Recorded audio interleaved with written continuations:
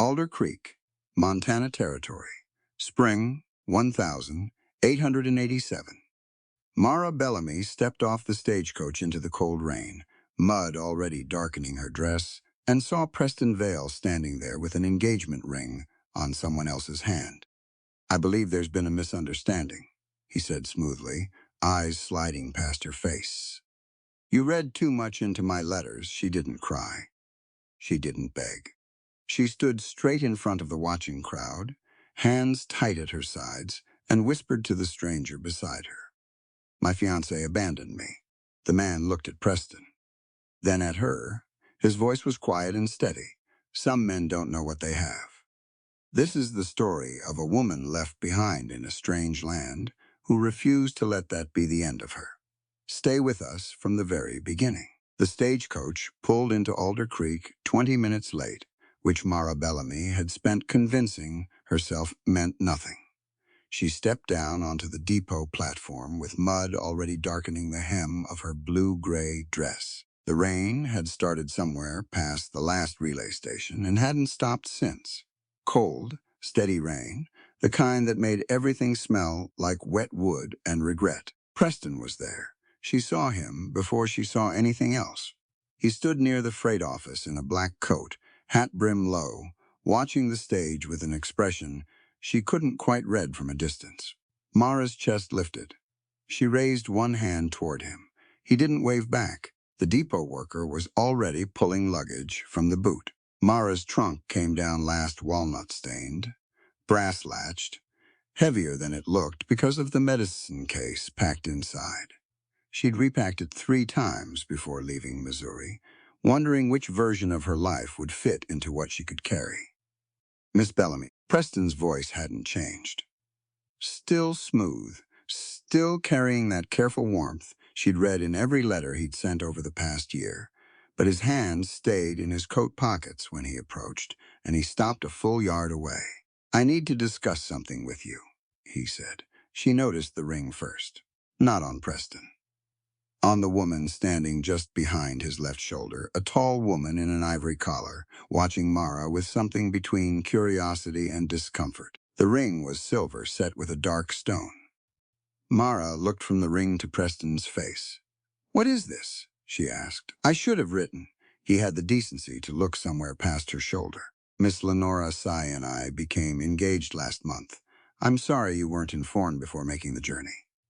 The platform went quiet around her. Not truly quiet. Horses shifted. Rain struck the depot roof. Someone unloading freight crates let something heavy drop, but it felt quiet. The kind that presses on your ears. Mara stood there in her traveling dress, with mud on the hem and a trunk at her feet that contained everything she'd kept after selling the rest. And she understood, very slowly, that there was no wedding. "You wrote to me in January," she said. "You said to come in spring. My letters were perhaps more encouraging than they should have been." Preston's voice had shifted, careful, now measuring. "You're an intelligent woman. I assumed you understood that correspondence of that nature. You said, come in spring." Her voice was level. She needed it to be level. "You said you'd have the house ready. There may have been a misunderstanding." He turned toward the depot worker. "Would you take that trunk to my freight office, please?" Mara stepped between them and the trunk. "That belongs to me. I paid the transport fee from Billings. Then send me an invoice." She looked at the depot worker. "Don't touch it." The worker glanced at Preston, then at Mara, then found something important to study on the far end of the platform. Preston sighed. "Mara, you've had a difficult journey, and you're not thinking clearly. Your father's passing left you in a fragile state. Don't. And I believe you may have read more into my letters than was ever genuinely there. I never made a formal offer." She had the letters in her coat pocket. All 12 of them, folded small. She'd almost left them behind in Missouri because she hadn't imagined needing proof.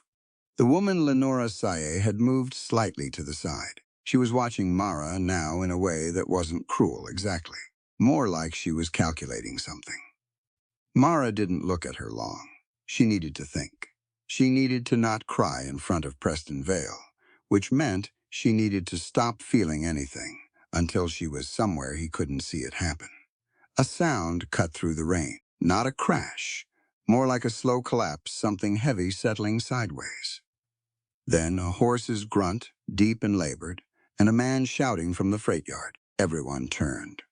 A bay mare had gone down in the mud beside the freight wagon. She was a big animal, harnessed in tandem, and she'd simply folded at the front knees, and then the back, landing on her side in the soft ground near the depot gate. The other horse in the hitch was dancing and pulling, whites showing around its eyes. The freight driver crouched beside her, hat in his hand, looking helpless. Two men from the depot had already come over. One of them said a broken leg, and the other said, "Put her down before she panics and takes the whole rig." Mara was moving before she'd made a decision about it. She pushed through the small gathering, crouched in the mud beside the mare, and put her hand flat against the animal's neck. The skin was cold and sweating both, which told her something right away. She lifted the mare's lip with two fingers and checked the color of the gums.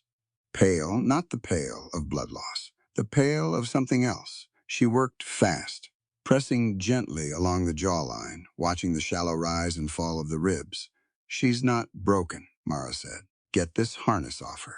"Ma'am, that horse is done. The harness is compressing her chest, and she can't breathe properly." "Get it off." She looked up now. The freight driver looked at the crowd the way people do when they want someone to confirm they don't have to listen to a woman in the mud. Nobody confirmed it for him. He started unbuckling. A man appeared beside Mara and took the back straps without being asked. He worked the harness quietly, following her lead, getting it clear of the mare's body. In less than a minute, Mara didn't look at him directly. She had her hands on the horse.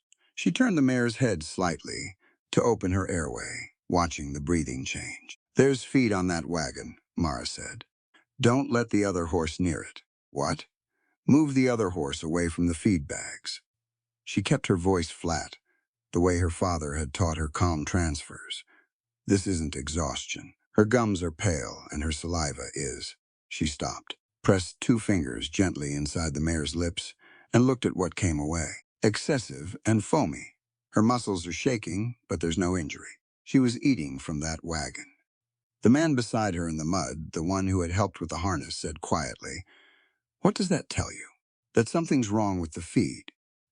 She was aware, without looking, that Preston had moved closer behind them. She could feel the change in his attention, the way you feel someone step into a room. Mara kept her hands on the mare. She talked low to the animal, not words exactly, just sound and steadiness, while she monitored the breathing, the foamy saliva, the muscle tremors, the cold sweat. She'd seen similar cases twice with her father, once in a draft horse that had gotten into Larkspur near a fence line, and once in a mule that had been given the wrong mineral supplement. This was closer to the second one. "She needs charcoal and clean water, and to stay flat for a while," Mara said.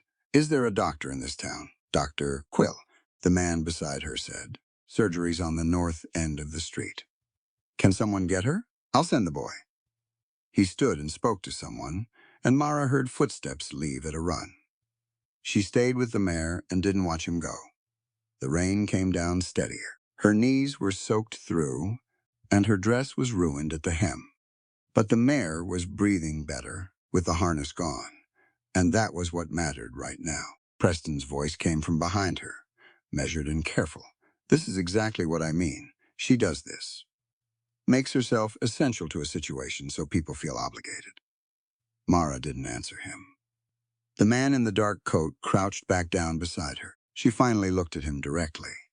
He had weathered features and dark eyes and a left hand that he favored slightly, and he was watching Preston with an expression that was very still and not particularly friendly. "You know him?" Mara asked quietly. "I know the name." He looked at the mare. "How'd you know it was the feed?" "Experience." She checked the mare's gums again. "Still pale, but not worsening. My father was a horse doctor. I traveled with him for 9 years." He nodded. He didn't ask who her father was, or why she'd stopped, or what she was doing here in the rain. She appreciated that. After a while, with the crowd behind them still murmuring and Preston gone silent, she became aware of how steady the morning had gone, despite all of it. Preston, standing there with another woman's ring, her trunk on the platform, her whole plan for the next chapter of her life, quietly dissolved in the cold spring rain. She said it without planning to, not to anyone in particular, just out loud, because it was true and she didn't have anywhere else to put it. My fiancé abandoned me. The man beside her was quiet for a moment. He looked out toward the street, where Preston had retreated under the depot overhang with Lenora Saye on his arm. Some men don't know what they have, he said. Mara looked at the mare's steady breathing. She thought about Preston, about 12 letters, about selling her mother's brooch to pay the stage fare. He never had me, she said. If he could leave this easily, he never did. The man said nothing to that, but something in the silence felt like agreement. His name, she'd learned later, was Alden Rourke. He owned a horse ranch 7 miles outside town. He had 3 pregnant mares and no one experienced to tend them. And when Dr. Quill arrived and confirmed that the feed bags needed to be quarantined, Mara stood up from the mud and told him she expected to be paid if he wanted her help. He said that was fair. He also stood, without being asked, between Preston's men and her trunk, while she cleaned her hands on a cloth the depot worker offered. He didn't announce it. He simply stood there. They loaded her trunk into Alden's wagon as the light began failing. The mare was stabilized, and Dr. Quill had taken charge of the next steps. Mara climbed up beside a man she'd known for 2 hours and watched Alder Creek disappear behind them in the rain. By the time they reached Larkspur Ranch, after dark, the folding barn door was hanging open. A mare was missing, and tied around the broken latch, looped there deliberately. In a careful knot was a strip of faded blue ribbon. Mara recognized it. It had come from her trunk. The ribbon was blue, faded, fraying at one edge, cut clean at both ends. Mara stood at the broken gate with Alden's lantern raised and looked at the knot without touching it. A bowline. Someone who knew rope work. That came from my trunk, she said. Alden held the lantern steady. I see that. Someone went through my things while we were in town. Yes, he didn't try to soften it or explain it away, which she appreciated more than she expected to. He just looked at the gate, then at the mud around it, reading the ground the way she read a horse's, breathing steadily, without rushing to a conclusion. She didn't break out, he said. Gate was opened for her. See the tracks? One set going in, one set going out. Whoever did this led her. Mara took the lantern from him and followed the tracks herself. He was right. The mare hadn't panicked and pushed through. She'd been walked out calmly, which meant whoever did it knew horses well enough to move one without making noise. They found her 20 minutes later, standing at the far end of the flooded creek pasture, wet to the knees and perfectly calm. Mara waded in and took her by the halter. The mare turned and came without argument. She's not hurt, Mara said, running her hands down the animal's legs in the dark. Just moved. She was moved on purpose. Alden took the lead rope. Someone wanted to see if you'd notice what was missing before you noticed what was wrong. Mara dried her hands on her coat and looked at the ranch house through the rain. The light in the window was the one they'd left burning when they left that morning. Does anyone else have a key to your property? She asked. No. Then they came over the fence. He nodded slowly. He was already thinking the same thing. She could see it in how he stood there still, not agitated, turning it over in his mind before saying anything out loud. It was a different kind of quiet than Preston's silences, which had always felt like something being withheld. This felt like actual thought. They put the mare back in the barn and secured the gate properly. By the time they came inside, Mara's boots were soaked through, and the hem of her dress hadn't improved. Alden showed her the second cabin without ceremony. It sat 30 feet from the main house, smaller, with a single window facing the hill pasture. Inside there was a wood stove, a narrow bed, a table with 2 chairs, and an oil lamp on the sill. Simple and clean. It was my brother's, he said. Then he stopped, as if he hadn't meant to say it. It's been empty a while. I had it swept out last month. Mara set her medicine case on the table. Last month? I expected to take on a ranch hand in spring. He looked at the room rather than her. Someone who could help with foaling season. She understood he hadn't set it up for her specifically. That was fine. She wasn't interested in feeling expected. I want written terms, she said. Before I start work, he turned written terms, wages, meals, use of the cabin, transportation back to Alder Creek when the arrangement ends. Written and signed by both of us. She met his eyes. I'm not asking for anything unreasonable. I'm asking for what's clear. He studied her for a moment. She waited for the careful, offended look she'd seen on men's faces when a woman got practical too quickly. It didn't come. That's fair, he said. I'll write it up tonight and bring it by in the morning. She nodded. Thank you. He left without pushing further, which was also something she noted. The terms were on her table before dawn. She read them twice, made one change, adding a line that specified her authority over horse care. Decisions would be respected and signed below his name. He didn't comment on the addition. He just countersigned and went to start the morning chores. Mara began her work. She went through every horse on the property that first full morning, starting with the animals Alden used most heavily and working outward to the hill pasture stock. She checked gums, eyes, hooves, skin tone, temperature where she could manage it, breathing at rest, and after movement. She asked about feed schedules, water sources, and anything unusual in behavior over the past 2 weeks. Alden's foreman watched her from the barn doorway with an expression that was mostly skepticism with a thin layer of politeness over the top. His name was Jonah Pike, 40-something, broad through the shoulders, with a way of holding a pitchfork that suggested he might use it for something other than hay if she said the wrong thing. Mr. Rourke runs a clean operation, Jonah said. We don't need someone coming in and rearranging what works. I'm not rearranging anything yet, Mara said. She was on one knee beside a gray gelding, checking its lower legs. I'm looking. At what, these two? She stood and gestured to the gelding and the roan beside it. They're both showing mild nasal discharge, and their eyes are slightly dull. How long? A few days. Could be the weather turning. Could be. She kept her voice at even. Could also be something in their feed. What supplement are they getting? Jonah's jaw tightened slightly, same as the others. Which is what? Specifically, he told her. It was a mineral salt mixture purchased through a brokerage in town, the same one they'd been using since autumn.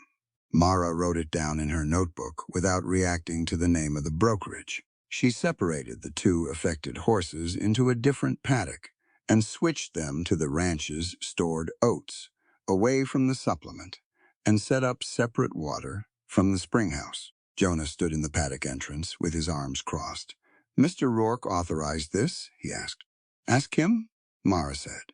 He did. She heard them talking near the barn, and then Alden's voice, firm and without hesitation. She's in charge of the horses. Let her work. Jonah didn't argue after that, but he didn't help either. Not until that afternoon. The mare in the second stall had been struggling since 2 o'clock.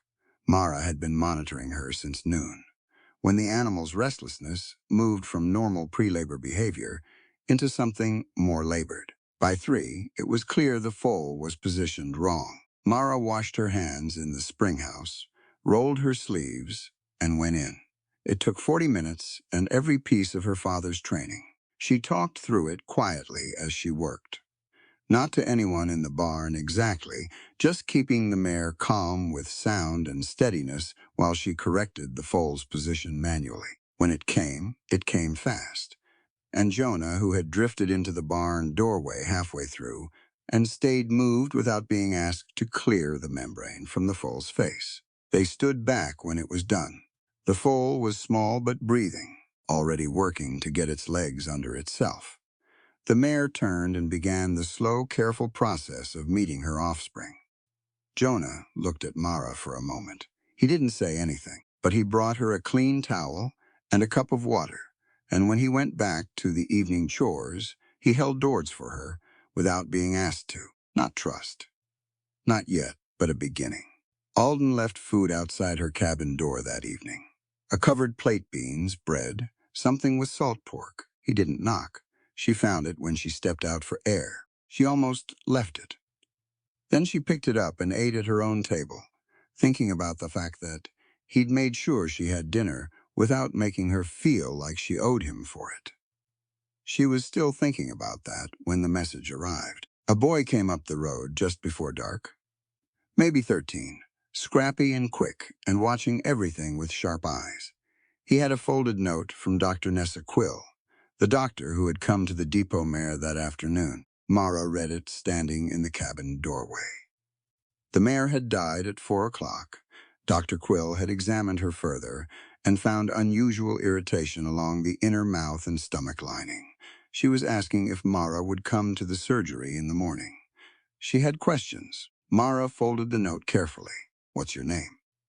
she asked the boy. "Toby," he said. "Toby Gray. I do errands for the doctor sometimes. Do you know what was in the bag on that freight wagon today, the one near the depot?" He shrugged one shoulder. "Feed sacks. Same ones, mister. Vale's men unload every week. They come in from his warehouse." Mara looked at the boy for a moment. He was watching her back with the alert, measuring look of someone who spent a lot of time being overlooked and had learned to pay attention instead. "Thank you, Toby," she said. "Tell Dr. Quill I'll be there at 9. He nodded and went back down the road at a trot. Mara stood in the doorway and listened to the creak in the wind and the occasional movement of horses in the barn. The night felt wrong somehow. Too quiet in the wrong places. She went to bed with her medicine case under the cot and the latch on the cabin door fully dropped. At some point after midnight, she heard the brass bell. She had hung it on a fence post near the quarantine paddock that afternoon, a training bell, the one her father had used his whole career to call frightened animals toward a familiar sound. She used it as a marker, out of habit, a way to check the fence line in the dark. It was ringing now, not swinging in wind. Wind made a bell ring in patterns. This was one clear strike, then silence. Mara pulled her boots on and went outside. The quarantine paddock was empty, no horse near the bell. She walked the fence line with her lantern, checking each post. At the corner nearest her cabin, she stopped. There were boot prints in the mud, fresh ones pointing toward her window, and the lock on her cabin door had new marks on it, thin parallel scratches along the keyhole that hadn't been there that morning.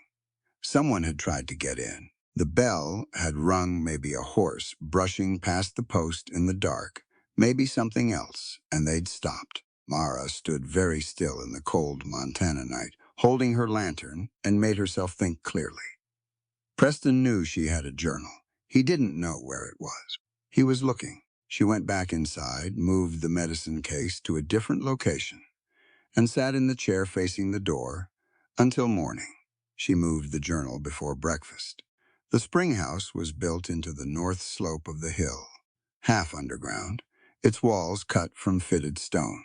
Inside it smelled like cold water and mineral earth, and the temperature stayed even regardless of what happened outside.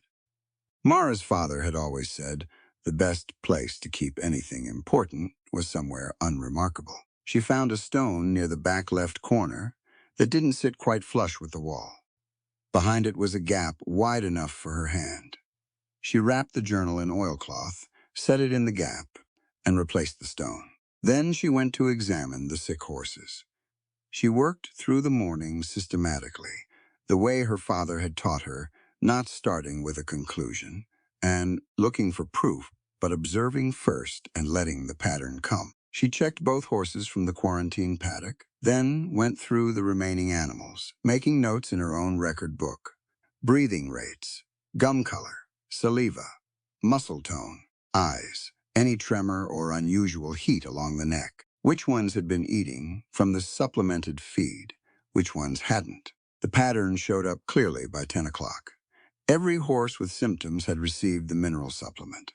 Every horse without symptoms hadn't. The supplement came in paper sacks marked with a blue tag, Vale Livestock Brokerage, Alder Creek, MT. She went to Alden with her notebook. He read her notes without speaking, standing in the barn doorway with the morning light behind him. He read them the way she'd noticed he did most things all the way through before responding. The feed, he said. The supplement specifically. Not the oats, not the hay. Just the conditioning salts. And you're sure it's not a fever moving between animals? I'm sure. She pointed to two entries in the notes. Mare and gelding in the south paddock share water, and grazing with the affected ones. No symptoms. They haven't been given the supplement. He was quiet for a moment. Then, I need to see this myself. I know. She handed him the notebook. That's why I wrote it down. They took samples to Dr. Quill that afternoon, a small sealed jar of the supplement residue, another of the affected horse's saliva, and Mara's written observations. The doctor's surgery was on the north end of Alder Creek's Main Street, a narrow building with a clean front room and a back room that smelled like carbolic and dried herbs. Dr. Quill was 53, sharp-eyed, and dressed practically. She read Mara's notes the way Alden had, thoroughly, without interrupting. Then she looked at the supplement sample and applied a small amount to her inner wrist. Within 2 minutes, the skin was red. That irritates human tissue, she said. Whatever is in here, it shouldn't be in a feed supplement. She examined the residue under her magnifying lens. There's a plant material mixed in. Ground very fine, but it's there. Do you know what you're looking at? I have ideas, Mara said. There's a toxic mountain plant that grows in wet, rocky soils at this elevation that produces these symptoms in horses when ingested in small amounts over time. Gradual muscle weakness, irritated mucous membranes, excessive salivation. It doesn't kill quickly. It just makes the animals look poorly fed and poorly managed. Making the rancher look incompetent, Dr. Quill said, or making the herd look unfit for sale. The doctor looked at her steadily. You should write that down and put your name on it. I just did.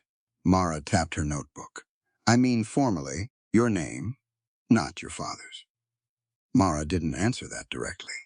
She asked instead whether Dr. Quill could keep the samples for further examination. The doctor agreed, but she kept looking at Mara with the expression of someone filing away an argument for later. On the way out of the surgery, they nearly walked into Preston Vale. He was coming up the board sidewalk with two men behind him, and he stopped when he saw them. His eyes went to Mara's notebook. Mara, his tone was careful and public. I heard you've been telling ranchers there's something wrong with feed from my company. I've been telling ranchers to check their horses, she said. If they're getting sick animals from your feed, that's a conversation you should be having with your supplier. A small cluster of people had slowed on the opposite side of the street, listening. Preston spread his hands, easy and open, performing for the audience. You've had a difficult few days, I understand that, but making accusations out of grief and embarrassment. I haven't made any accusations.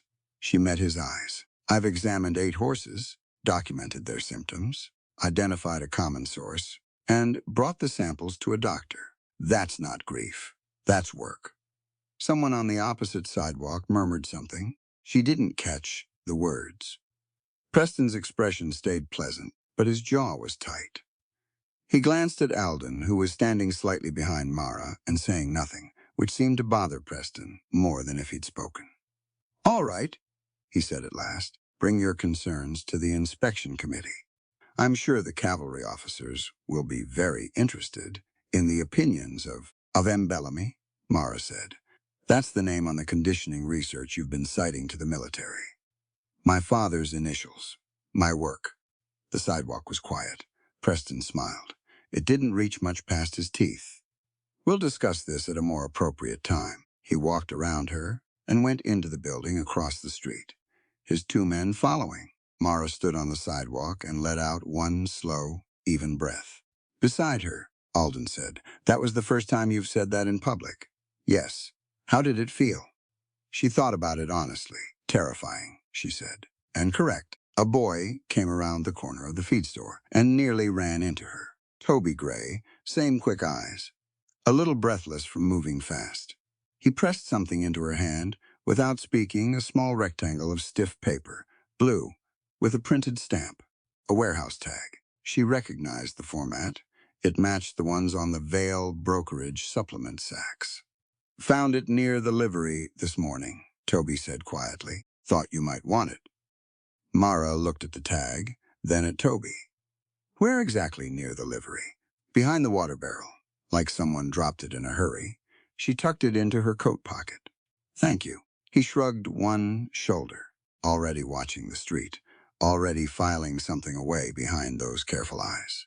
On the ride back to Larkspur, Alden told her he was going to enter the cavalry remount competition. She turned to look at him. "I've been putting it off," he said. Didn't want to deal with Preston controlling the inspection. But if he's poisoning competing herds to clean the field, he kept his eyes on the road. Then the best thing Larkspur can do is be there. He'll come after the ranch harder if you enter. He's already coming after it. She couldn't argue with that. They were half a mile from Larkspur when she started thinking about the letters Preston had sent her over the past year. All the careful questions tucked into the warmth of them, asking about her father's cases, asking her to describe treatments, asking her to explain which plants caused which symptoms, and how you'd know the difference between natural ingestion and something deliberate. She'd answered all of it, thoroughly, thinking he was interested in her. He had been, just not in the way she'd believed. The anger that moved through her was cold and specific, and didn't make her hands shake, which meant it was the useful kind. She reached her cabin and checked on the quarantine horses first, then went to the spring house to make sure the journal was undisturbed. The stone sat flush with the wall. She let herself relax 1 degree. Then she went back to the cabin, lit the lamp, and opened her medicine case. The false bottom was open. Lifted carefully, set back slightly crooked. She always set it flush, the blank space, where the journal should have been held instead, a small, plain notebook, different size, different cover. The same general shape, left for her to find. Someone had been inside while they were in town. They'd taken her father's journal and left a replacement so she wouldn't notice immediately. She sat down at the table and looked at the blank notebook for a long time. Then she picked up her pen and began writing everything she remembered from the missing pages. Mara confronted Alden before breakfast. She'd been up most of the night with the blank notebook and her own handwriting, reconstructing what she could remember. By the time gray light came through the window, she had 3 pages of notes and one clear thought. The only people who knew about the medicine case were Alden and Jonah. She found Alden at the spring house, filling the clean water buckets for the quarantine horses. "Where were you last night?" she asked. He looked up. "What?" "After supper. I heard horses. When I checked the quarantine paddock at midnight, the south gate was unlatched." He set the bucket down. "I was following Jonah." "What?" "I saw him leave the ranch after dark. He told me yesterday his daughter was ill. Said she lives in Clearwater. But Clearwater is 2 days' ride northeast, and he was heading south." Alden's voice was flat, not defensive. "I followed him to the tree line and lost him in the fog. I came back before first light." Mara studied him. He met her eyes without looking away. "Someone was inside my cabin," she said. "They took my father's journal from the medicine case and left a blank book in its place. The silence that followed was complete." Alden straightened slowly. "Mara, you knew where I kept the case. You've been inside that cabin twice. I didn't touch your belongings. Then help me understand how someone found a hidden compartment inside a locked case, inside a locked cabin, while we were both in town." He was quiet for a moment. She watched him think, that same careful stillness he brought to everything. And then he said, "I left Jonah alone in the barn for 20 minutes yesterday morning. He was mucking stalls, but your cabin was locked. The lock has been picked before. I found scratch marks 2 nights ago." Alden's jaw set. He picked up the bucket again, not from indifference, but from the habit of keeping his hands occupied when he was working through something difficult. "I need to talk to Jonah," he said. "So do I." He looked at her. "Let me do it first." "No." She took the bucket from him and set it aside. We do it together, or I do it alone. Those are the options. He almost said something. She could see him pull it back. Then he nodded once and walked toward the barn. Jonah was inside, brushing down the roan gelding. He saw them coming, and the brush slowed but didn't stop Jonah. Alden said, "Tell me where you went last night." A pause. "Told you, my daughter." "In which direction?" Another pause, longer. Jonah looked at the horse. Alden said it quietly. "I followed you to the South Ridge. There's no settlement south of here for 30 miles. The brush stopped. Jonah turned around. He had the look of a man who had been carrying something heavy for a long time and had finally reached the point where setting it down hurt less than holding it. "He's got my note," Jonah said, Preston Vale. "I borrowed money when Clara was sick last winter, more than I could pay back from wages. He's been calling it in for months." Alden didn't speak. "He wanted to know which horses were sick, which ones you were treating, when you left the property." Jonah kept his voice level, but his hands had tightened around the brush. "I didn't tell him about the journal. I didn't know about the journal. But you told him when we were both in town yesterday," Mara said. Jonah looked at her. "Yes."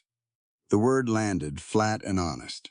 Mara thought about how to be angry at a man who'd borrowed money to save his daughter's life and got caught in a trap made of desperation. She was angry, but it wasn't the simple kind. "Did he tell you why he needed that information?" she asked. "He said he was managing a livestock health concern and needed to stay informed. And you believed that." "I needed to believe it." Jonah looked at Alden. "I'm sorry. I know that doesn't fix anything." Alden said nothing for a long moment. "Then we'll talk more tonight. Don't leave the property." Jonah nodded and went back to the horse, and Mara and Alden walked out into the cold morning without speaking until they were clear of the barn. "He didn't know about the journal specifically," she said, "but he knew when the cabin was empty." "Yes." She pulled her coat tighter. "We have to get it back." Toby arrived before noon. He came up the ranch road at a trot, slightly winded, holding a folded paper. He'd seen something, he said. At the livery that morning, a man he recognized from Preston's warehouse, carrying a book wrapped in oilcloth, moving fast toward the South Ferry Road. Mara looked at Alden. Alden was already heading for the barn. They rode south on the main wagon road, pushing hard through the mud. The spring thaw had turned the road soft and unpredictable, and the horses had to pick their way in places where the ground looked solid and wasn't. The river that crossed the southern route had been running high for a week, and by the time they reached the rope ferry approach, they could hear it before they saw it. The ferry was a simple platform, wide planks, rope-guided, pulled across by a hand crank on each bank. In dry summer, it was unremarkable. Now, with the snowmelt running fast and brown, the current pressed hard against the platform, and the ropes sang with the strain. A man was on the near bank, moving toward the ferry. He had a wrapped bundle under his arm. Mara recognized the oilcloth. "Stop!" Alden called out. The man looked back, saw them, and stepped onto the ferry platform. Mara pushed her horse forward. "That bundle belongs to me." The man got the crank moving. The platform lurched out into the current. They reached the bank as he cleared the shoreline by 6 feet. He was moving faster than she expected, the platform swinging slightly in the current as he worked the crank. Then the bundle slipped. He grabbed for it and caught the oilcloth, but the journal inside slid partway out and fell onto the platform boards. He crouched to pick it up. Mara was already off her horse. Platform was 10 feet out. The water was moving hard. She looked at it, and at the ropes, and at her father's journal sitting on wet planks in the middle of a flooding Montana river, and she stepped onto the guide rope that anchored the near end. Mara, she was already moving, one foot on the lower rope, both hands on the upper, edging out over the water. The ropes were thick and rain-slick and vibrating with the current's pull. She kept her weight low and moved steadily, not fast. The man on the platform stood and grabbed the journal, watching her. She was 4 feet from the platform when one of the near-bank support lines snapped. The platform lurched sideways. Mara's feet slipped off the lower rope. She caught the upper one with both hands and hung above the brown water, arms burning, the current 3 feet below her boots. Alden was on the guide rope behind her before she'd registered he'd moved. He reached her in seconds, one arm around her waist, and grabbed the platform edge, with his other hand the left one, the damaged one, and held. The platform steadied partially. Mara got her feet back under her and stepped onto the boards. The man with the journal was crouched in the corner, not fighting anymore, just trying to stay balanced. She crossed the platform and took the journal from his hands. He let her take it. She looked at Alden. His left hand was wrapped around the rope guide, and his face was carefully neutral, but she could see what the grip had cost him. They got the platform back to the near bank, using the damaged crank and one functioning rope. The man from Preston's warehouse said nothing the entire way across. When they reached shore, he looked at Alden once and walked quickly in the other direction. Alden didn't go after him. They sat on the bank for a while. Mara opened the journal and went through it with wet hands, counting pages. Several were missing. Cut cleanly, near the spine, gone. Which ones? Alden asked. The section on identifying deliberate poisoning versus accidental ingestion. My father wrote a very specific method, how to distinguish processed plant material from naturally eaten plant material based on the concentration pattern in the tissue. She closed the journal. Those pages are exactly what Preston would need. Without them, anyone examining a sick horse can't prove the plant material was put there intentionally. Alden was quiet. He was looking at the river. You knew him, Mara said. You recognized his name the first day. At the depot. He was a long time answering. My brother Emmett, he said finally. 5 years ago, we were crossing a freight river with a group of wagons. Preston was working for the freight company that organized the crossing. He told us the rigging had been inspected that morning. He stopped, started again. The main support line gave way in the middle of the crossing. Emmett went in trying to free a team that got trapped on the platform. Current. Another stop, they found him downstream. Mara didn't say anything. I've blamed myself since then, Alden said. I was trail boss. I made the call to cross. If I'd checked the rigging myself instead of trusting Preston's word, you trusted someone who told you it was safe. A man died because I trusted the wrong person. Emmett died because a crossing failed. Preston told you it was safe. She held the journal in her lap. Those aren't the same. Then she could see how long he'd been carrying that distinction without being able to make it. They sat on the riverbank while the water ran loud beside them, and she noticed his left hand resting open on his knee, the damaged fingers slightly curled, the knuckles red from the rope. Let me look at that, she said. He started to say it was fine, Alden. He held his hand out. She checked the palm and the joints, moving each finger gently, feeling for anything structural. 2 knuckles were badly abraded, and one had already purpled. Nothing broken. She wrapped it with the cloth she kept in her coat pocket and tied it off. You should have let me go first, she said. You were already out there, I know. I'm saying for next time. She finished the knot. Don't grab a moving rope with a damaged hand. I'll keep that in mind. She handed his hand back to him, which was a strange thing to do and made her feel strange doing it. He seemed to understand. They rode back to Larkspur in the late afternoon light, the journal inside her coat this time. At the abandoned cabin, Emmett's cabin, Alden stopped his horse and looked at the building for a moment.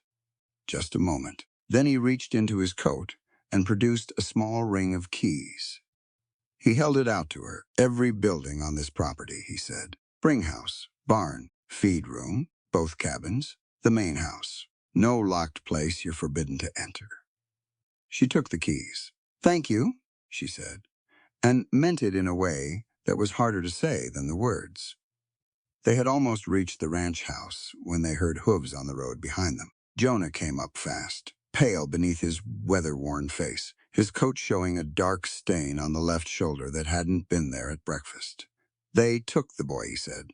Preston's men, they've got Toby, they said.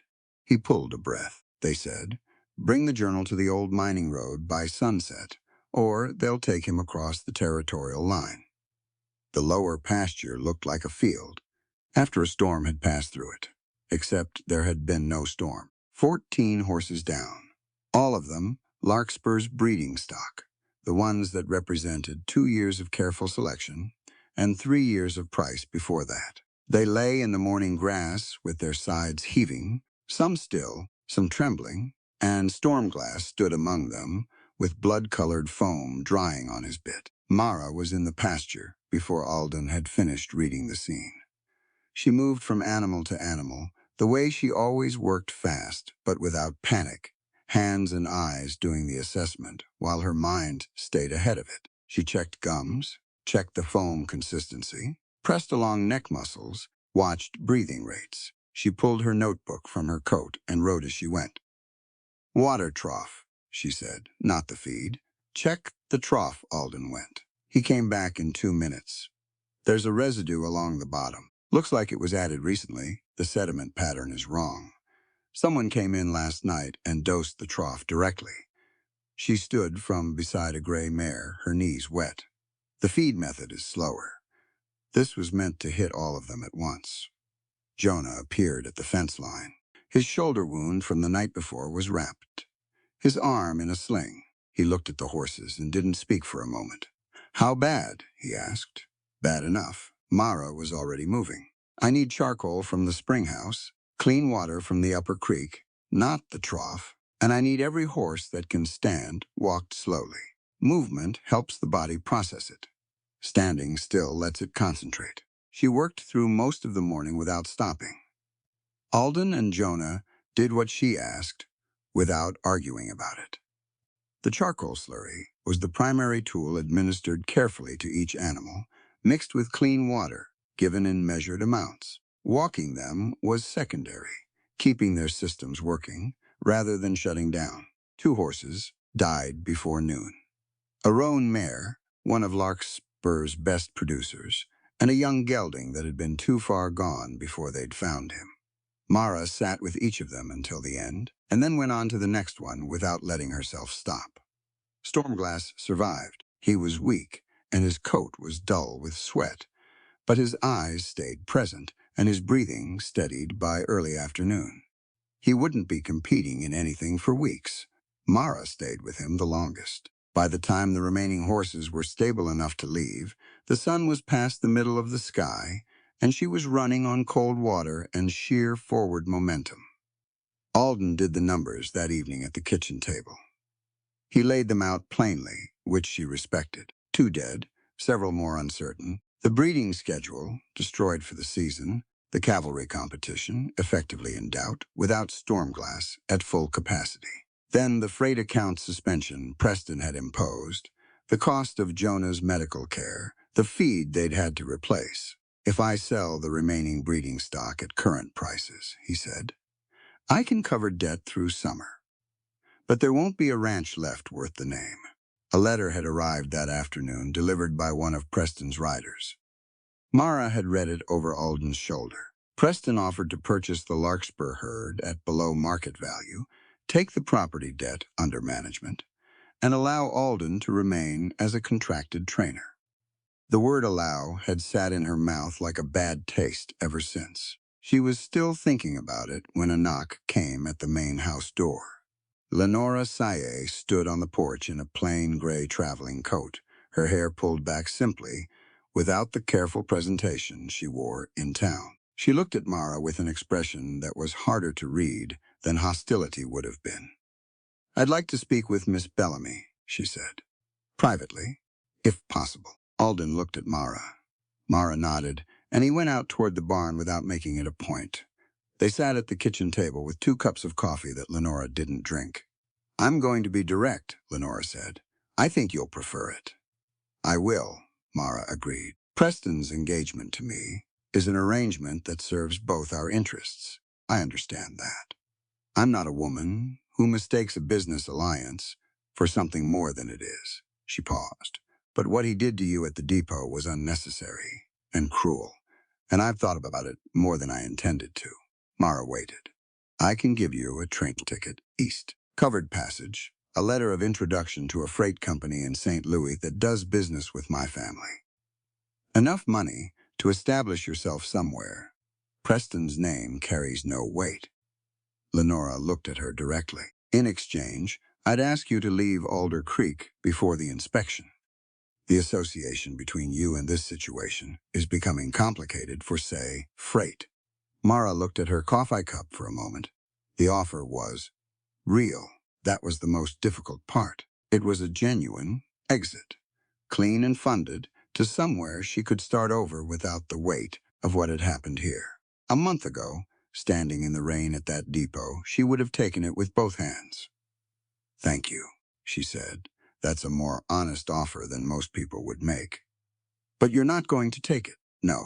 Lenora studied her. Why not? Because leaving doesn't stop what he's doing. It just removes one person who knows what it is. Mara set her cup down. He's been poisoning horses across this valley. 2 of Larkspur's died this morning. Others will follow if the supplement keeps moving. If I leave, nobody can identify the method except through trial and error, and more animals will die before anyone figures it out. Lenora was quiet for a moment.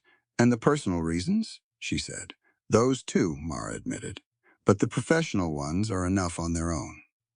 Lenora stood to leave. Then she paused. There were freight shipments last month that I didn't authorize. I noticed the discrepancy in the ledger, and Preston explained it as a clerical issue. She wasn't quite looking at Mara. I may look at those records more carefully when I return. She left before Mara could respond to that. Mara sat at the table for a while. Then she went to find Alden. He was in the barn with Stormglass, standing at the stall door, not doing anything in particular, just present with the horse. She offered me a way out, Mara said. I know. He turned from the stall. I heard her arrive. I can guess the rest. You're not surprised I didn't take it. No, she crossed her arms. You had a plan to send me somewhere else before Lenora arrived. He was quiet for a moment that lasted exactly long enough to confirm it. I asked Dr. Quill this morning if she had room in her back quarters, he said. You thought you'd arrange my safety without discussing it with me. I thought Preston was escalating, and you were the primary target. I am the primary target. That's not a reason to remove my choices. She kept her voice even. Alden, you can't build something between us on a foundation of you deciding what's best for me. That's what Preston did. He just called it something different. He flinched. She hadn't meant it to cut that deep, but she left it where it landed because it was true. I can't watch someone else die because they trusted me, he said. His voice was quiet and stripped of its usual control.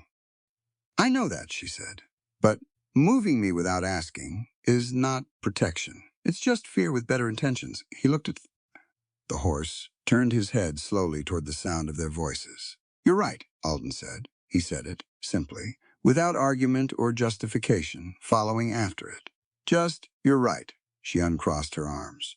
I want to open the ranch, she said, as a treatment station. The other ranchers whose herds have been affected, they need the same protocol I've been using here. Charcoal, clean water, movement, quarantine from the supplement. If we bring them here, we can monitor them together, and we build a record of affected animals across multiple properties. That record is evidence. It'll cost more than we have. It'll cost something. So we're losing the valley's trust permanently when people see Larkspur turn inward while everyone else suffers. He was quiet for a long time. The barn settled around them, horses shifting, the last light of afternoon coming through the high window. All right, he said. The following morning, a territorial notice appeared nailed to Larkspur's gate. Mara read it twice, standing in the cold with her coat open, because she'd come outside quickly when Jonah called for her. The notice named Mara Elise Bellamy. It accused her of tampering with commercial livestock supplies and interfering with licensed trade operations. It ordered her to present herself to the Alder Creek Civil Authority the following morning. Below the formal language, in a different hand, Alden Rourke is directed to ensure compliance or face secondary inquiry. She pulled the notice from the gate and took it inside. She told Alden she was going to town voluntarily. I'll answer the accusation myself, she said, standing. not hiding in someone's back room. She set the notice on the table. If I run from this, it confirms everything he's telling people. I agree, Alden said. I'll come with you.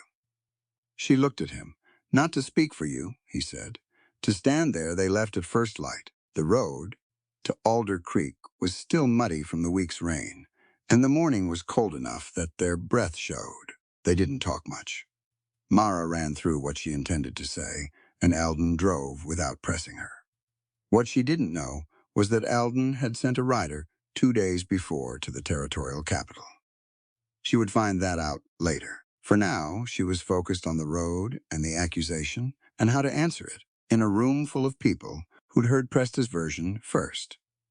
They had almost reached the edge of town when she noticed the change in Alden's posture. Slight, controlled, but there. He'd seen something ahead. She followed his gaze. 2 of Preston's men were waiting near the north end of the street, and there was a wagon pulled across the approach to the civil authority office. Alden pulled the rig to a slow stop. There's another way to do this, he said quietly. I can take you to Nessa Quill's surgery from the South Road. She has a back room. You'd be protected while I, Alden, handle the initial meeting with the authority, and then bring you in once the situation is. Alden. She put her hand on his arm briefly, just enough to stop him. We talked about this. I know what we talked about. Then you know why I'm going to step down from this wagon and walk to that office on my own 2 feet. He turned to look at her. He had the expression of a man who understood perfectly and hated it perfectly in equal measure. I know, he said, and let her go. She walked down Alder Creek's main street with the notice folded in her coat pocket and her head up. And the people who saw her either watched openly or found reasons to look elsewhere. She had learned in Missouri that people watched women who did unexpected things, and she'd learned to use being watched as a kind of armor.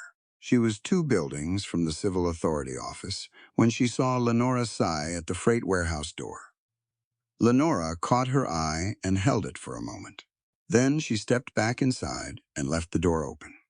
Mara changed direction. The warehouse was long and dim, smelling of grain and axle grease and old rope. Rows of shelved crates, barrels along one wall, shipping records in wooden boxes. Near the front desk, Lenora was already at the records, pulling boxes. I found 3 discrepancies, Lenora said without looking up. Shipments authorized under my signature that I never signed. The freight went to 6 ranches across the valley, not to the customers listed on the manifest. She opened a box and laid several papers on the desk. These matched the dates when the supplement complaint started. Mara looked at the papers. The forged signatures were close, but not exact. The second letter of Lenora's name formed differently, just slightly. Someone who knew what to look for would see it. He used your wagons, Mara said, and my name. Lenora's voice was flat and precise. If this goes to a territorial court, my company appears on every document. That's not an accident. No. It's insurance. If he needed someone to blame, your freight records put you closer to the distribution than he is. Lenora pressed her lips together. I've been engaged to a man who was designing my criminal liability. Yes, she absorbed that the way a practical woman absorbs a serious injury, acknowledging the damage without stopping. They worked through the records together. Mara noted matching dates, cross-referenced them with the supplement delivery pattern she'd documented, and wrote it all in her notebook, with Lenora confirming each entry. It was careful and painstaking, and it was exactly the kind of evidence that wouldn't disappear in a fire or dissolve in bad weather. They were on the 3rd box when the warehouse door opened. Preston walked in. He saw both of them at the records desk, and he stopped. And for just a moment, before the performance came back into his face, Mara saw something raw and recalculating pass through his eyes.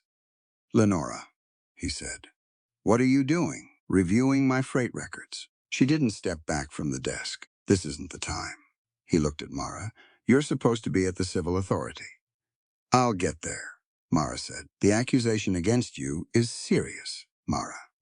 Tampering with commercial supplies is a territorial offense. But if you'd simply agree to a written statement, confirming that the conditioning observations in your father's notes were contributed to my research program during his lifetime.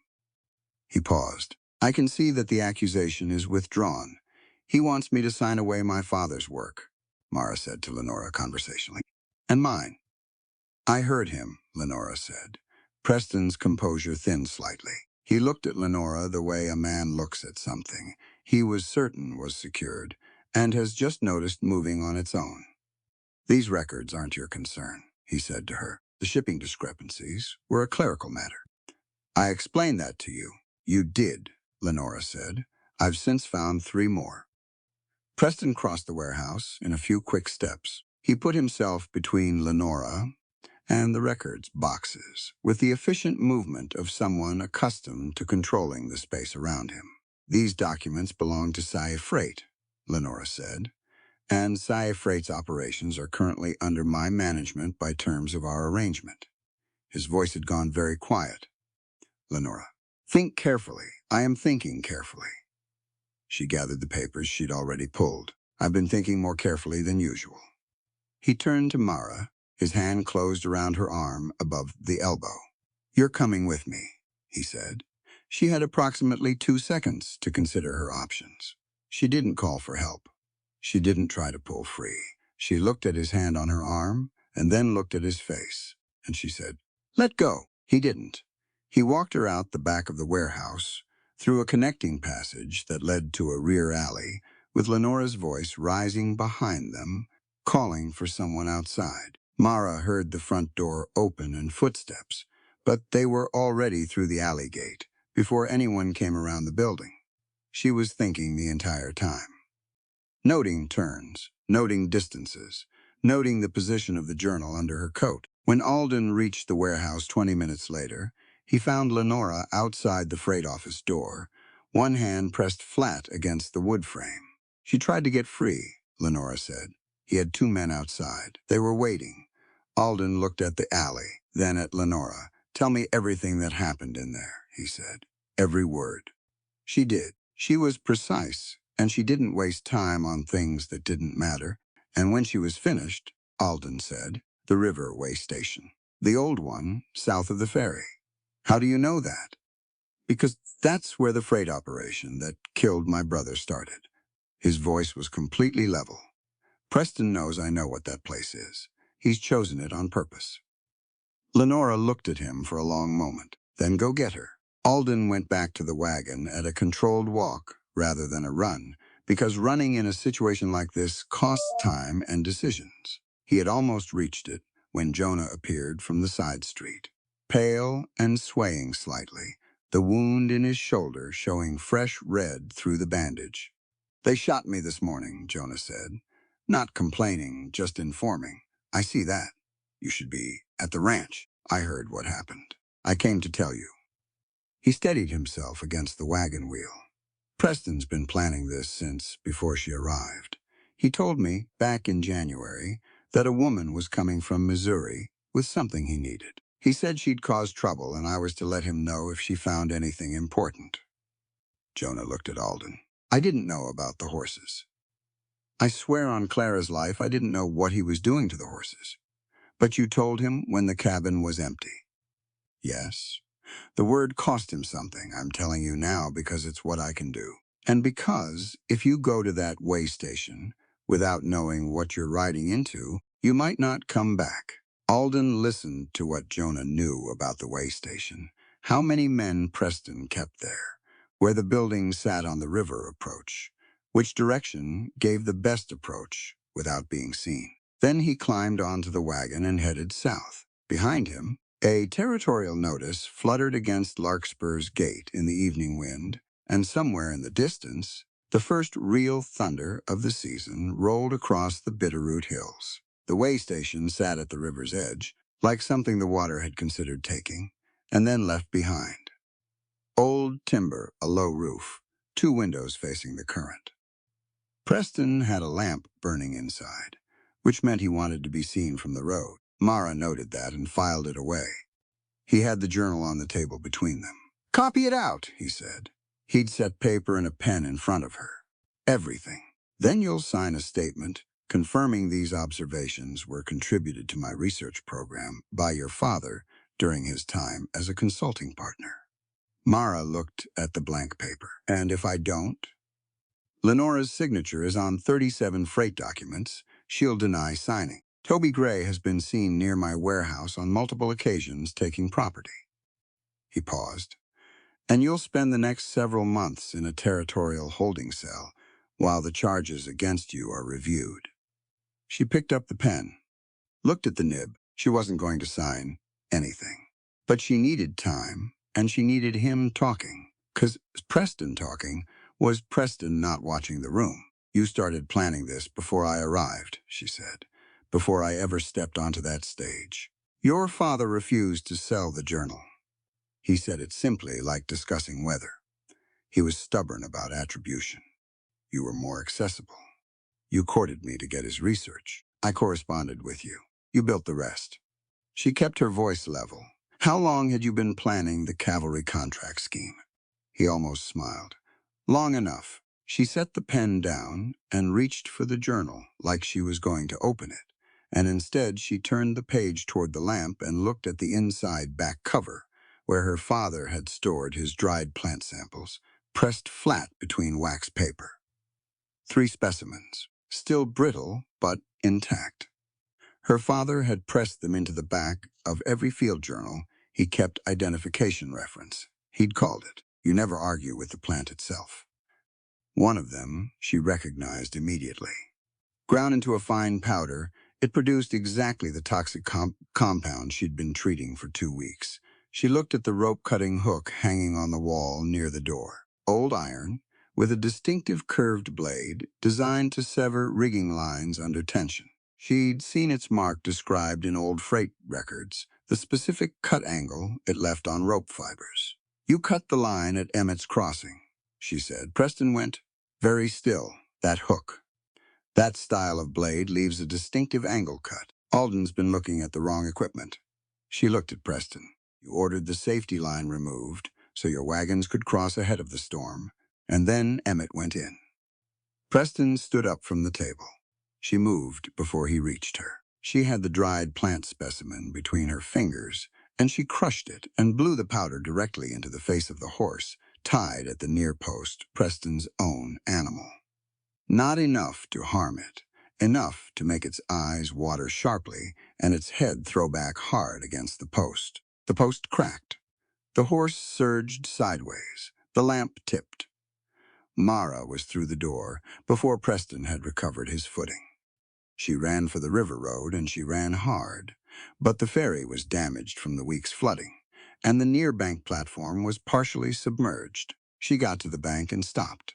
The water was black and loud in the dark. Behind her, Preston's men were coming out of the station. Then, hoofbeats on the road, coming fast from the north. Alden came through the tree line at a gallop and pulled up hard on the road above the bank. He took in the scene Mara at the water's edge, Preston's men behind her, the damaged ferry in about 2 seconds. He swung down and put himself between her and the station. Preston appeared in the station doorway. He looked at Alden, and something shifted in his face. Old calculation, running fast. She told you, Preston said. About the crossing. She told me. Alden's voice was completely flat. Then you know what I am. He came down the bank path. And you know what you want to do about it. Mara stepped forward and said, Alden? Just his name. But she said it the way you speak to someone standing at the edge of a drop. He looked at her. He wants you ruled by it, she said. Guilt and the anger. He's been counting on that for 5 years. Don't give him the last thing he needs from you. Alden stood on the riverbank in the dark with the water loud beside them, and his brother 5 years dead, and she watched him make the hardest choice she'd ever seen a person make quietly. He stepped back. Horses came up the road. Jonah, his shoulder rebandaged, riding one-handed. Dr. Quill beside him in a borrowed wagon, and Toby Gray in the wagon bed, wrapped in a blanket, scraped, and muddy but upright, and watching everything with those sharp, filing eyes. Preston's men looked at each other. Then, at the odds, they didn't run, but they stopped advancing. Jonah got down from his horse and addressed Alden directly. I told them everything. Dr. Quill has it written down and witnessed. Dr. Quill climbed from the wagon with a leather satchel. Two of Preston's freight workers have been treated at my surgery for toxic exposure consistent with the supplement compound. I've documented both cases under my professional signature. Toby held up a blue warehouse tag without being asked. Preston looked at each of them in turn. The calculation in his face was running out of room. Lenora's wagon came up the road last, moving steadily, with the freight records in a box on the seat beside her. He planned to abandon me as well, she said. She wasn't looking at Preston when she said it. She was looking at Mara. Once the contract was secured, he intended to dissolve the engagement. He told one of his workers. That worker told me this afternoon. Preston turned toward the ferry. Mara said Alden. He was already moving. They talked later, on the road back to Alder Creek. Properly, without performance, without anyone standing at the edge of anything. Alden told her he was sorry, said it plainly, without building a case around it, or explaining what he'd intended versus what he'd done. She listened. Then I know why you did it. That doesn't mean it was right. No, it wasn't. She looked at the dark road ahead. I'm not going to tell you it's already forgiven. But I'm here, and I'm choosing to be here. And those are two different things from what happened at the start. He reached across and held her hand in the dark, not asking anything from it, just present. She let him. Tomorrow's going to be complicated, she said. Yes, I need you to let me run the herd plan. My method, my call on the lead mares, my timing with the bell. You have it, he said, without hesitation. She looked at him. I mean it, he said. Whatever happens tomorrow, you design it. She held his hand a little tighter. They were half a mile from Alder Creek when the first column of black smoke appeared over the corrals, dark against the pre-dawn sky. Then the wind shifted, and they could hear it. The horses were screaming. The feed shed was already fully burning. Mara could see it from the road orange light. Behind the inspection corrals, smoke pouring sideways in the wind, and the shapes of horses moving in tight, terrified circles against the fence rails. Preston's men had gotten there first. She pulled up beside Alden and took in the whole scene in a fast sweep. The burning shed on the east side. The corrals packed with horses from 6 different ranches, brought in for the cavalry inspection. The fence rails bowing under the pressure of animals, trying to get away from the heat. The central street of Alder Creek, 50 yards north, already filling with people coming to see what was burning. If those fence rails gave way, the herd would run straight into town. I need Stormglass, she said. He's not at full strength. I know. I need him anyway. He's the one the Larkspur mares follow. She was already moving. Get the corrals open on the River Meadow side.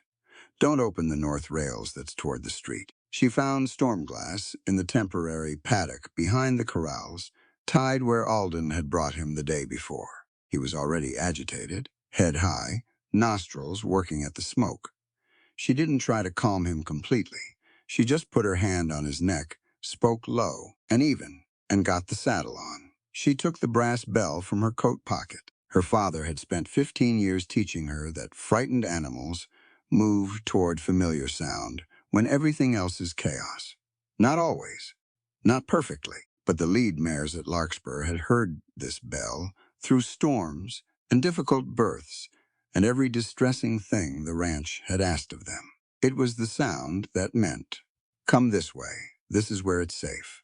She mounted and rode Stormglass around the outside of the corrals to the River Meadow side. The east fence rail cracked, then split. Then the horses came through. She rode across their path, not in front of the whole herd. That was how you got killed. She rode across the path of the lead animals, the ones setting the direction, and she rang the bell hard and clear above the smoke and the noise and the thunder that had started somewhere to the west. Stormglass screamed once. Then he answered the bell the way he'd been trained to answer it, turning toward the meadow. The 2 Larkspur lead mares closest to the break turned with him. Other horses followed. Not all of them, not immediately, but the current of the stampede began shifting, the way a river shifts when something changes the bank, and Mara stayed in front of it and kept ringing and kept riding and didn't look back at what was behind her. Inside the burning corrals, Alden and Jonah were pulling rails down on the meadow side, releasing the last trapped animals. One section of roof on the feed shed collapsed inward and sent a wave of heat and sparks across the yard. Alden went down into a crouch, covered his face, stood back up, and kept moving. Toby was trapped under a fallen rail near the center corral. Alden saw him when the smoke shifted. He crossed the yard in 10 strides, got the rail up with his shoulder and both arms, bad hand and all, and pulled the boy clear. "Can you walk?" he said. Toby got his feet under him. "Yes, go north." "Stay north of the street," he went. Lenora had pulled her freight wagons across the north road before the stampede began, blocking the route the horses might have taken into the crowded street. Her drivers held the teams steady, while everything around them burned and ran, and when Preston's men tried to push through with a wagon of records, her drivers didn't move. At the edge of the burning feed shed, Mara had turned the last of the herd toward the river meadow. She looked back at the shed. One wall was still standing, partially. The marked feed sack was in there. The one with Preston's private warehouse mark, the proof that connected the supplement distribution directly to his operation. Without it, they had testimony and records, but nothing physical.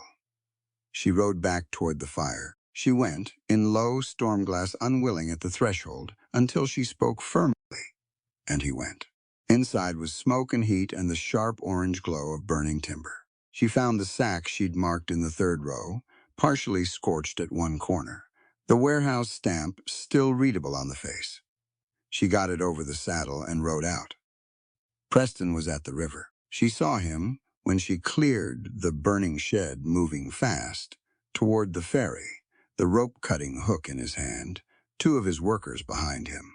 He'd gotten through the south side of the corrals when everyone else was focused on the fire. Alden was already there.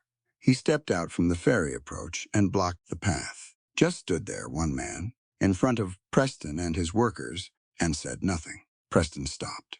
"Get out of my way," he said. "No, I'll cut the line with you and her both on the platform." "You could try."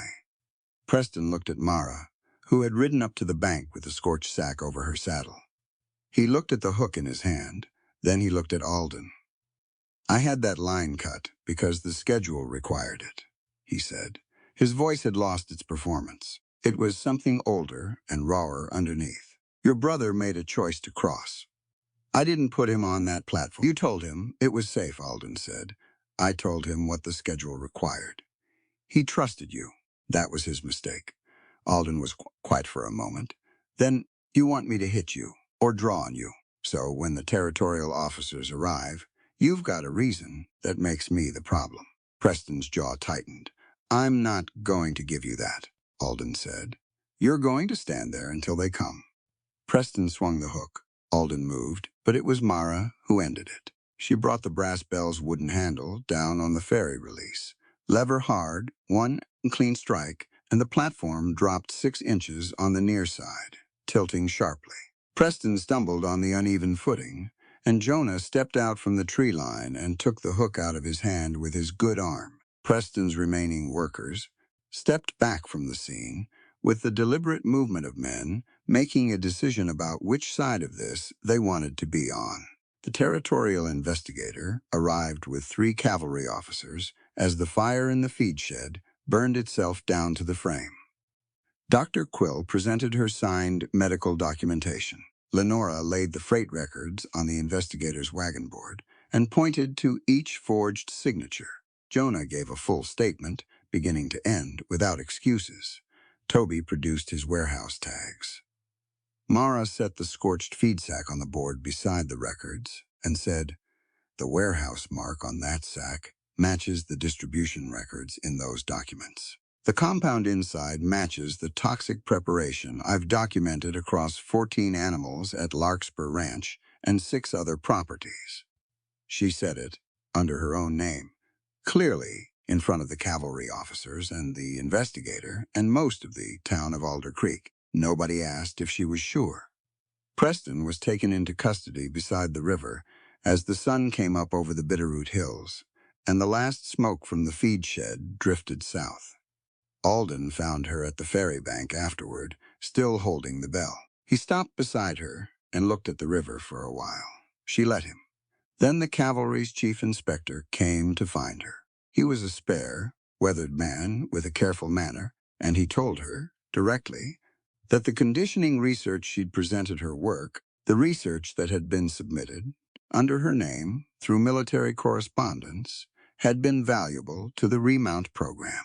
He offered her a paid position traveling with the cavalry's veterinary division as a civilian consultant. The work would start within 3 days. He left her with the offer and a deadline and walked back toward the corrals. Alden stood beside her and said nothing. He had heard every word. 3 weeks passed. Preston was transported to the territorial capital in the second week, and the trial proceedings were someone else's work now. His remaining workers cooperated with the investigator in exchange for reduced charges. The charges against Mara were formally withdrawn on the 5th day after the fire, in writing, signed by the same civil authority who'd nailed the notice to Larkspur's gate. Lenora dissolved the engagement by letter. She took full operational control of Psy Freight and spent the following 2 weeks restructuring the freight contracts that Preston had redirected.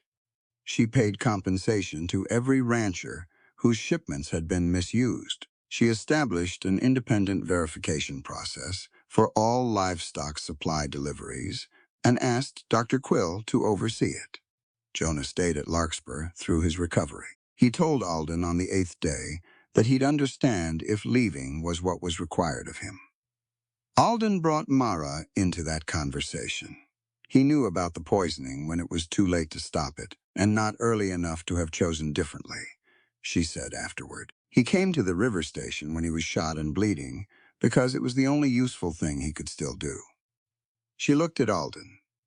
That's not the same as someone who planned harm, but it's your ranch. Alden let Jonah stay, on terms. Complete honesty, always. No more private arrangements. Jonah accepted without argument. Toby moved into the repaired second cabin. Alden hired him properly, wages, meals, a clear role with the horses. And Toby took the work with the focused intensity of someone who'd been waiting for a fair arrangement his whole life.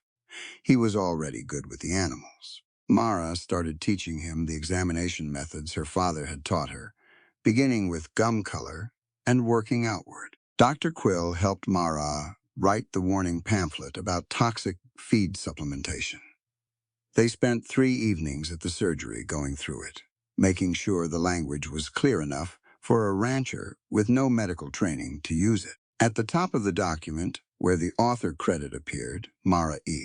Bellamy, Practical Animal Care, Larkspur Ranch, Alder Creek, Montana Territory. Dr. Quill set the type herself. Stormglass recovered steadily. By the 3rd week, he was eating well and moving without the dullness in his eyes that had frightened Mara after the poisoning. She worked him gently, short sessions, rebuilding condition, without asking for more than he had. He tolerated it with the grave, dignified manner of a horse, who understood that patience was the same thing as trust. She was with him in the late afternoon of the 22nd day, when Alden came to find her. He had a folded document in his hand. He came into the stall and leaned against the wall and held it without opening it, the way someone holds something they've been thinking about for a while. The cavalry inspector extended the consulting offer. By 2 weeks, he said. I heard from his officer yesterday. I know. He wrote to me directly. Alden looked at Stormglass and Mara smoothed the stallion's neck. I've been thinking about what I actually want. Not what's safe. Not what makes sense to someone watching from outside. She paused. I want to accept the consultation work, the occasional assignments, not the permanent traveling position.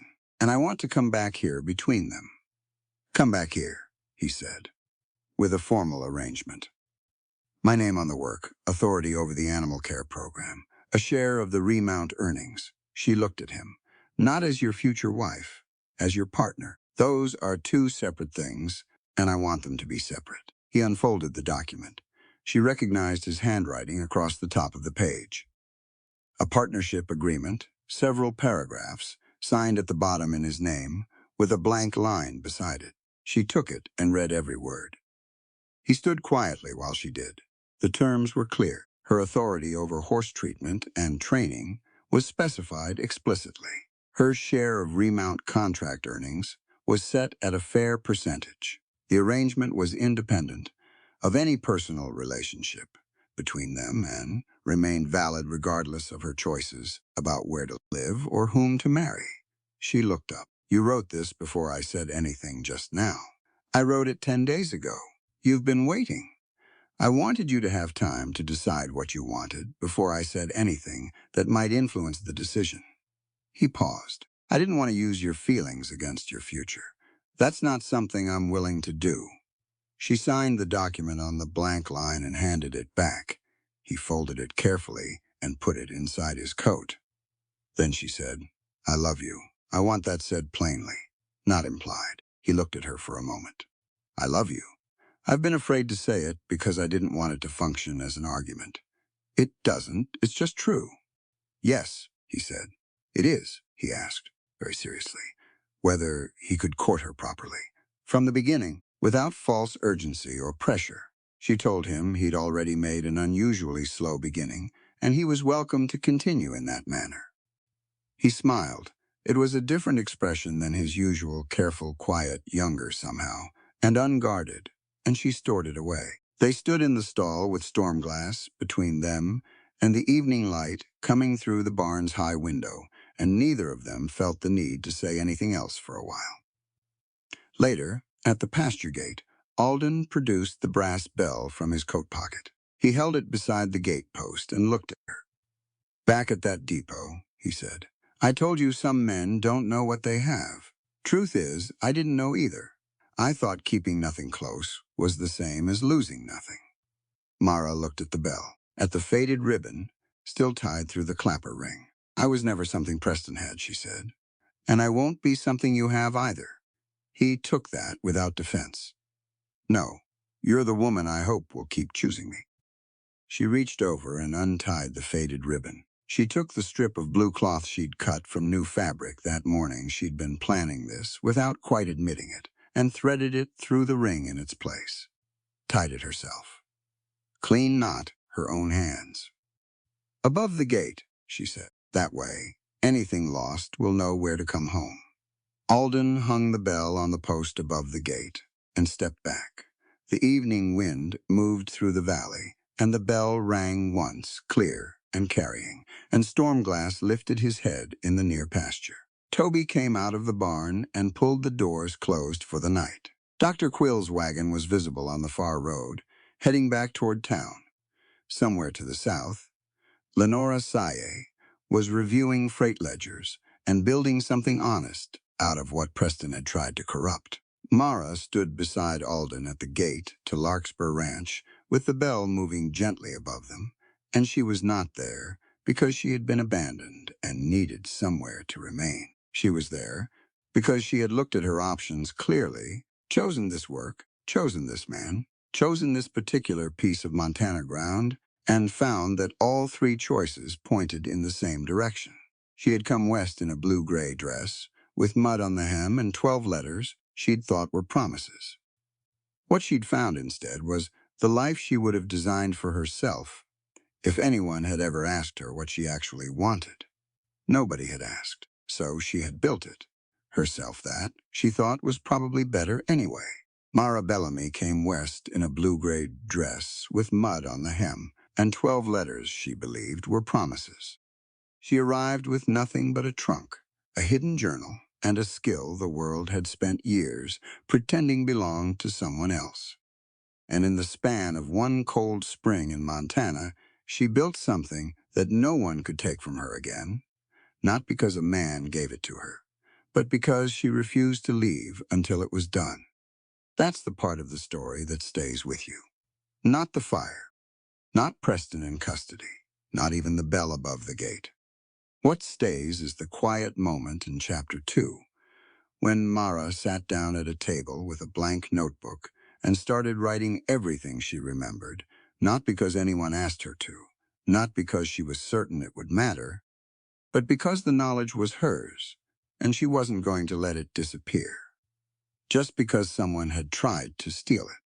That single act, a woman alone in a cabin, writing in the dark, is the spine of this entire story.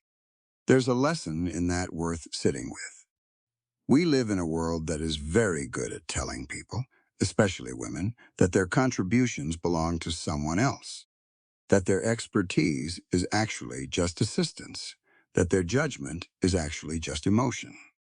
Preston Vale never needed to be a monster to do what he did.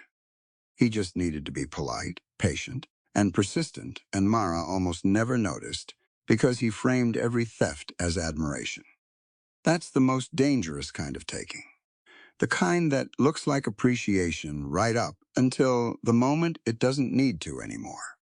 Alden Rourke is a different kind of lesson entirely. He wasn't a perfect man. He made decisions without consulting her. He arranged her safety without asking her permission. He carried his guilt so long it had become a second identity.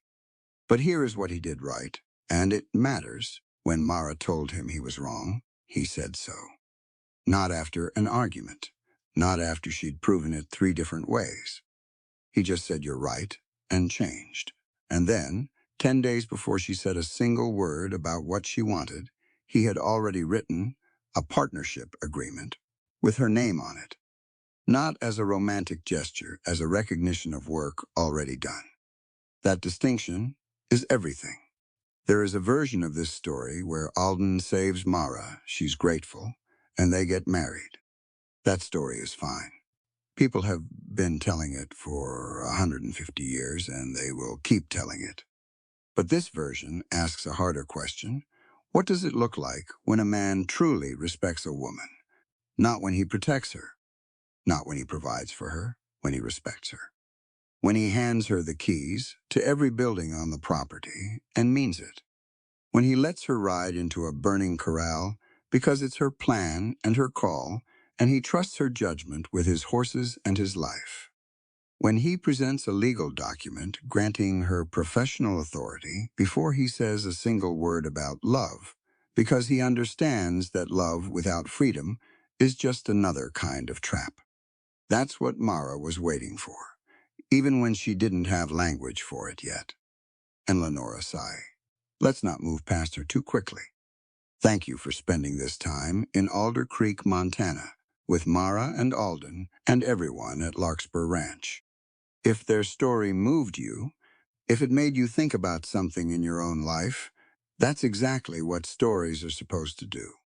Share it with someone who needs to hear it today.